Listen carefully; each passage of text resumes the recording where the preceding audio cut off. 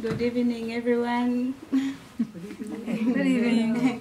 I'm so happy to meet all of you. Yes, I'm excited. Yeah. I'm Susan Lake from Uganda, and I come from northern Uganda.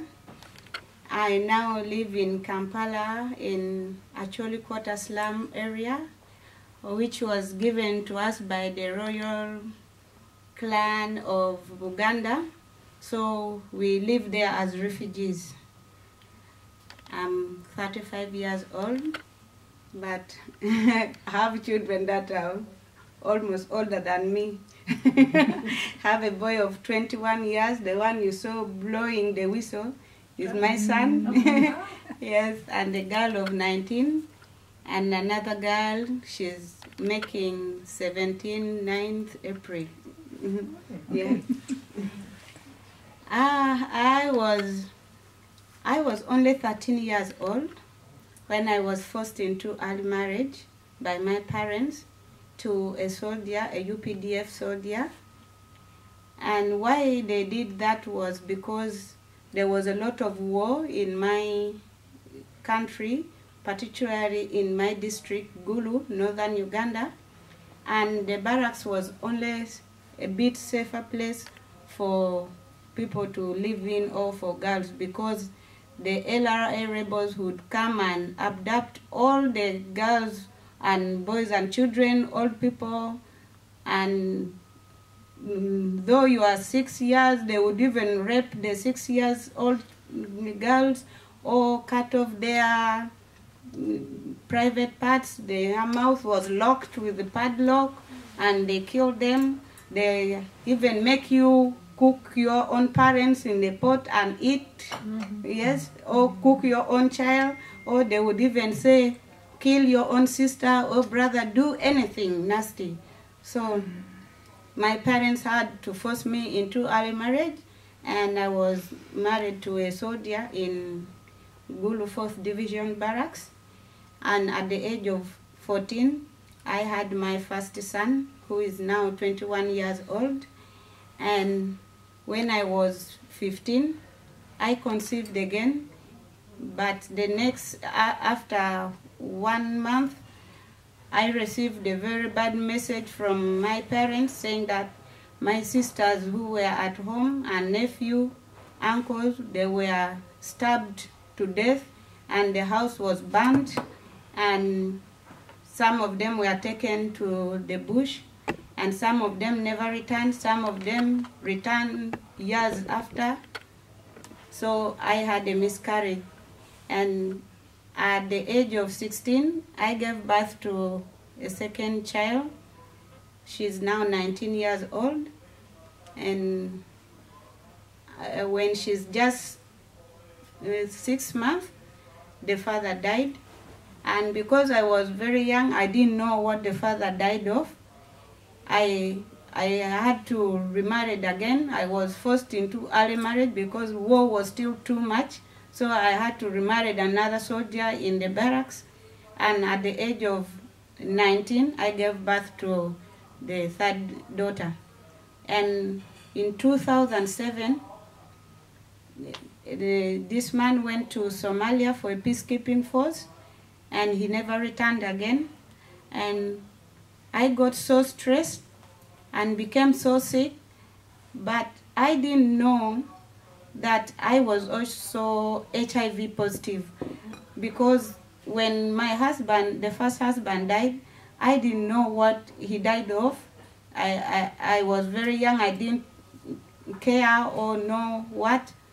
But when this second husband never came back, I got so stressed because I didn't have food, I didn't have anything anymore, and I got unconscious for 18 days. I was in a coma, and after that they took me to the hospital in Kampala, where they found out I was HIV positive, and I also had cancer, and I also had tuberculosis. So when I woke up from the coma, I thought this was the end of me, because what I always knew if you have cancer, you will never live again. And HIV, you're just going to die, because by then medication was not free and it was so expensive that nobody like me could not access to the ARVs. And tuberculosis treatment was also very expensive. But then, because it was killing a lot of people rapidly, the government gave the treatment for the tuberculosis. So they immediately started me on tuberculosis drugs, because if you don't treat a person with tuberculosis in one day, it would, like, more than 200 people would contract that disease. So they became very harsh on government, so they gave that medication on free. And for the first 3 months, they still took a sample from the sputum, and they still found I was still positive, and I had to get 120 injections, and still I was still positive. And again I had to get another medication for more 3 months, and then later I was found negative.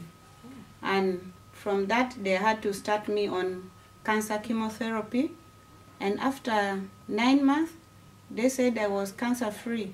But I was like, no, doctors, I never hear anyone getting free of cancer. Maybe you just want to get rid of me because of all this or anything. But they said, your test is now saying cancer free. And I kept going back for the test, for the checkup. This cancer medicine was sponsored by one organization called, we call them Reach Out. They are from the United States or somewhere, but they are in Uganda. So they sponsored for the medication because it was really so expensive. And after I was cancer-free, they said I can now start my ARVs for life, which I still take up to now. But before, I was like, I don't have a reason to take these ARVs to live anymore, because my children are not going to school and I'm not learned. There's nothing. Even if I stay, I still have nowhere to find food, or I don't have energy to do any work anymore. But then I would go to the stone quarry with my kids and sit near them, so they would crush the stones for 200 shillings, a full jerrycan.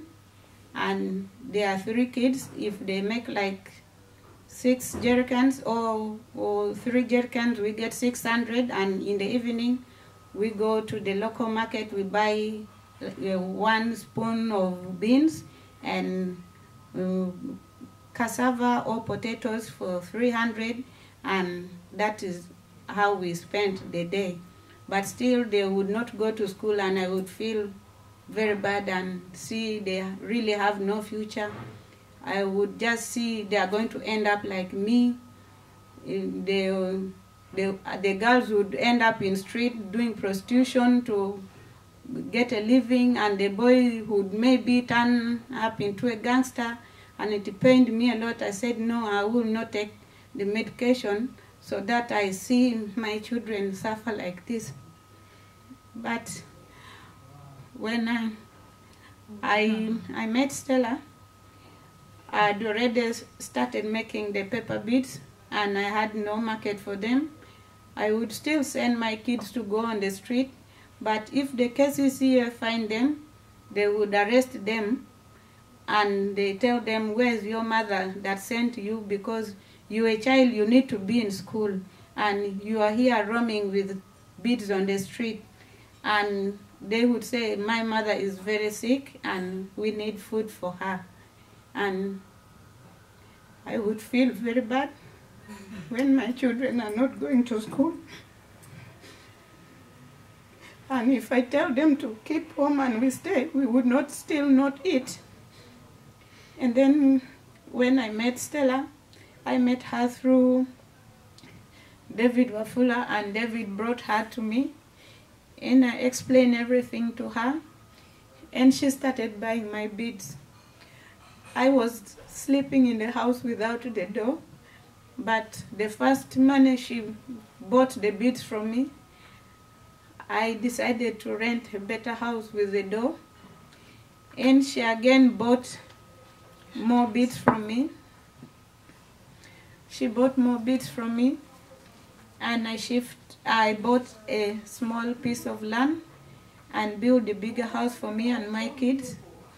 And I said to myself, I would not stay illiterate like this, and I would also want to see my children go to school and not have the life that I had. So I had to go back to school in 2013. When I'm very big, I would put on a uniform like small kids and sit in the class with the young children. Some of them would even say, "Oh, you are wasting money. First of all, you're HIV positive, you're going to die. Why waste this money?" And I was like, let me do this. Maybe by this would change my life. So, because if I don't know how to read or write, there's no way I can communicate to the world, and no one would understand me. So I started with the money Stella was giving me. I went back to the school and also paying government cheap school for my children. And I graduated my high school. And it was a surprise that I was the best among those who sat the high school, and yet I would only go in the evening. And I said it motivated many students and the teenagers, and they said, if this old lady is going back to school and doing this thing, so I think we can also do this. And to my children as well. And I have 3 bright children. They are always the best in class because they saw it from me, and they say, if our mother did this, we can also still do this. So I was really very happy. After that, I went for 3 different courses. I did clearings and forwarding and shipping management. I also did electronics and also fashion and design, which connected to my jewelry making, and I became very happy. So now I told Stella, not only me that is having this kind of problem, all this community, most of us, like 90% are HIV positive and widowers, or some of them they are needed. They have also nothing. So Stella would bring the order and we give to the whole community, not only me alone, but to the entire community, because when you roll the beads, you earn the money, you put the food on the table, you buy scholastic material for the kids. That is already a lot and great impact already in the community. And she started sending children to good school, and my children are going to international schools and are doing very well. That I felt very well and said, I now have a reason to live because I can see the future of my children now. So I have a reason to live because of that. And she also didn't just stop in paying school fees. She also organized every Sunday we have food with the kids, and the kids are having good food because most of us cannot be able to buy meat or fish or any food apart from beans and posho. So these children only get fish, meat, rice in our project. Yes, so every Sunday we are feeding more than 250 kids, and they are really very happy, and their health has really changed. And we also had very many stepfathers, because you can find one lady with 11 children, different parents, different fathers, and other fathers would say, since your kid is going to school and mine is not going, they never want to give support. They would throw them out of the house, and still Stella would rent for them a house, and I would go and counsel them. And some kids, when their parents divorced, because I want them to stay in school, not to be illiterate like I was before, I would tell Stella, can I please stay with these kids in the office until their parents can come together, and maybe if they can get her back. If not, can I just stay with? And Stella would just say yes, and she provides me with food, beds, mattress, everything, medication, everything for the kids, which is really a very big, great impact in my community, and not only the community, Uganda as well, because this should be done by the government of Uganda, but they are not doing it. So a foreigner has offered to come and do this, which is really so, so grateful to our lives. So I'm really, really very, very grateful to everyone. And we also got a business loan. We got a business training, and we were given loans. And every 18th of the month, we will be refunding the loan without any profit, which never happened. We would always get loan from Indians, but because they know we are not able to refund with their profit, because if you miss the day that you're supposed to return, they double the loan or even thrice with a very big percentage. So the little you have, or the little money you make from the stone quarry, instead of taking the child to school or buying food on the table, they come and get it all, or they take anything that you have. So this one was the best loan ever, and has given the ladies a lot of strength, and they are really very happy to do that. And also we started a saving group. We don't save in a bank because we earn little, and there's a lot of charges in the bank. When you put your money in the bank every month, whether you withdraw or not, they will still take the money. They keep on deducting. So most of us, we don't use the loan, and we have a very big metal box that every Wednesday we save minimum 5,000 and maximum 25,000. We save that money and we keep it in that big box, and that box has 3 padlocks that is owned by 3 different people, and the box stays with another person, whereby you who is keeping the box can't take the money away, or the 3 people, without them coming together, they can't take the money away. And we also give loan, and that loan we give with interest, because at the end of the year we share all that money plus all the interest among all of us, and we are able to do other things with it. And out of that, I was able to save. I bought a very big land, whereby now I'm saving again. If I get again, I want to build a big house for my children also. Yes, so there's really a very big, great change in my life. Yes, and I'm really very happy. And with every single purchase that you people are supporting us with, we really get to buy with our children clothing or books or medication. Though Stella is still doing all that, in case any sickness is abruptly that Stella is not there, with the money we already have or with the saving group we have, we can go and pick the money and take the child to the hospital. Or like we have to pay national exams, and when they say today is the last day and you don't pay it, so you have to miss that year and you wait for the next year. So we go to the saving groups or to the money that we earned from the bids, and we pay that, and then we let Stella know about it, because sometimes our network is very poor, is not as good as here. We Many places we don't have like the Wi-Fi. You have to buy.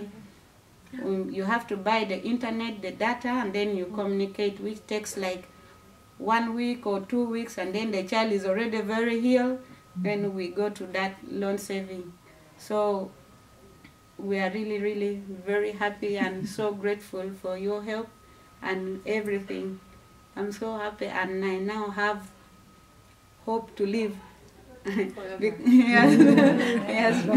I now take my medication, not as before. I was like, I'm not going to take this ARVs for life because there's no point of living when I have nothing, nothing to do, or just live and see my children suffering. I'm not going to do that.